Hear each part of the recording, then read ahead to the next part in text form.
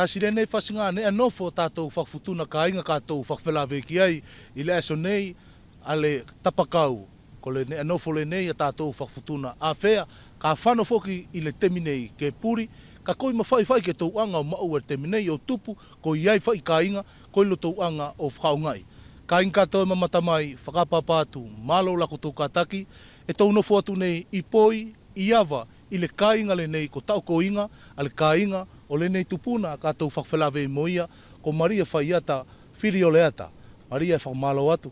Malo whai alo mauri, timo lau kātaki, timo le tali Maria o le nei whakawhelawe. Iyo malo Apolo. Apolo tuku atu mo whakawhetai mo whamalo ki kōru tautaina. Malo alkun mauri.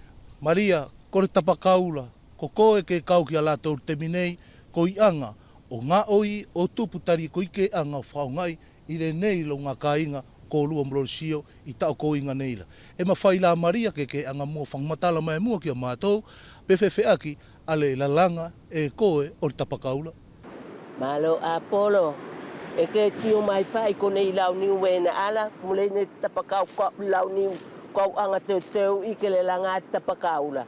E tio mai whai ko ruala e no whai au lo ngā whale lau ko ia de e whakaao ngā masani e whai au ale lau niu. Ke tio mai ko le ne ka anga lo ka matatu al whai o Tapakau, ku tio ki ai, tio mai e ni ka inga langi se poto whakilato, ilo na whai. Maria i le anoanga o le kamata mai ko o le ngā oila, ko le launi uwhai e aonga mai ki lalangari o le ne anofo le nei o tātou la? Malo Apolo, ko launi o Tapakau e whai ai ki launi e rua. Au mai e nā launi e rua la o sae. Sae a launi e rua, tio mo whai ki maua Tapakau. Tari e kufetu e rua, mufetu e rua o launi e rua la, tilalanga whakatasi lo laua, o maua e lo Tapakau. E tio foki aula e Malia, ko launi ula e au mai foki koela o ave mua whakalala. E io, au mai mua whakalala a ke ngai foki.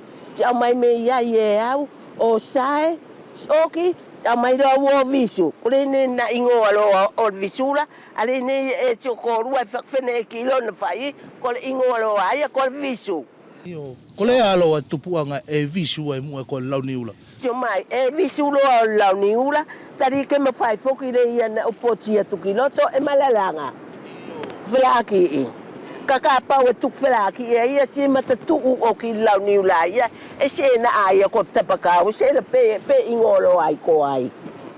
Maria, kolo ala foki, utastasi ngal whawhine o le nil te mila, e poto foki i lona lalanga.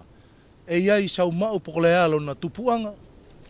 Malo Apolo, ko tupuanga whaere ia, ku se poto le ne tau tupu i whai o ne ngā oi anga me muala. Tari ku ia i kolo whaka palangi kua maua e lātou, kua tua whai lātou ki nāne ala. Ku se loto lātou, ke no fo lātou ki lalo, ke a kua tue o lātou tinana, ane ngā oi anga e na maua me o mātou tupuanga mua. Ka kito ko e Maria, kole nei le koloala. E aonga ai ki ria mauri o tātou whakfutuna la?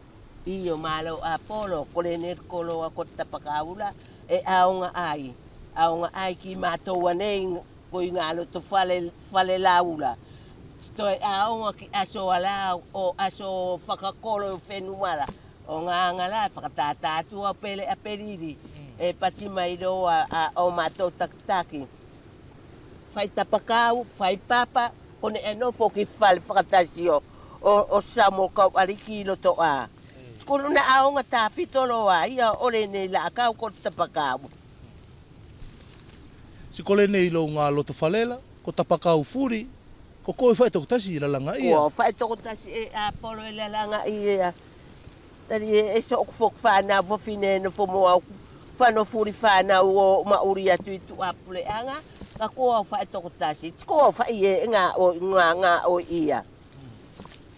Kai tolonga ko ia, ale nei ale whasingane e nofo whakfutuna tātou ula? Tio mai e Apolo, ka pau ai e tae ko lau ni urai, te mire i on masinala. Ina tuua fia poko na katoa ala, tolonga ai. Tolonga ai ai, pe masina tolu fok pe wha, molo ona whaia. Atolonga mali di e fene ki. Le neiro e Apolo, a Tapakau, e ingo ko Tapakau. Fela akilo lon fai. Au molona aonga. Au mai do ai folas fela aki. Fari kilo e lalo. Fari ki ai kilalo. Avatulo mo papa, folasi aruma. Aula kata tontona ki ai. Okay. Vesili whakamuri fia tuku atu. E la kutio ki ria lona whakasasa mai e koe, lona whakaonga ila, ko ia tau tafa ki lalo, tio au mai ale nei a tasi whasingane e nofo, ko le papa, ko le alolo na uinga. Iyo, malo Apolo. O le uinga o le nerkonga koe toi whakalawelawe mai ki aila. E aila alo le Tapakau. Te ki atu arunga le papa. Kolo na uinga, ke matamari e tari e se aonga a tatoa nofo ki Tapakau ata, tari e whatiro tinga ani o suki ailo ki tāki i tinga ani o Tapakau. Kai whari ki ai ki papa, toka mari e ia tatoa nofo. Whelake e. Ti kausana ke ia foki, e te tolonga loa mo le nei ngā papa la. E tolonga ai.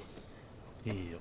Whakamalo atu Malia Filioleata ki le noanga o le tukumai o le nei whainga marie, ke mawhai le noanga lia o le tātoo, a le nei ngā whakamatala, ki le whasingane e nofo le nei tātou whafutuna ko le Tapakau, ti e ko whakaamu e tuku atu whai, ke manu ia whai, e soko atu alo mauri whala ki e ki leo soa, wau whanau futuna nei, ti mo lātou ko whamiri, e tio mai, me nei a whenua tātou, me tua pule anga.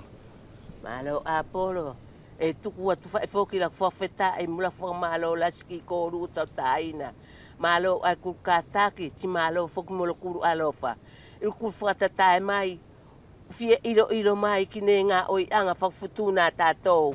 Ko mātou whaia nei koi no foi ngā tau whalewhene e kira e Apolo. Molo taina, ko i whakaaonga ia nei a ngā oi anga ko Tapakau.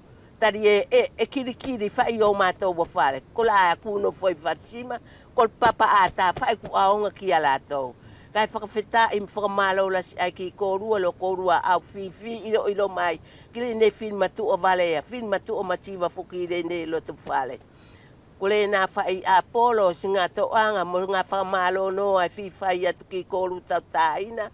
Kai avatu alofa ka inga furi o malamane e tau mwhainga tā i e tau masaki i nei la kanga. Whalaki i e mok mapuna mok whana o mawhora atu i nā ngāne, whakapa atu kilo potu Apolo kolo kungato. Malo Maria, ka inga, tiko le ngatoanga le nao le whakawhalawe lia na teu i ke tau whataski ai, a le whasingane no fole ni a tātou whafutuna, longo ai whasingane o temi kua sa mai, kai whangamalo ki ala tōnei koi anga, tata awhia nei kolo mauinga, kolo tātou ni a motu, mei lātou anei ko tupuanga tātou kua puri atu, kua ma alofatu.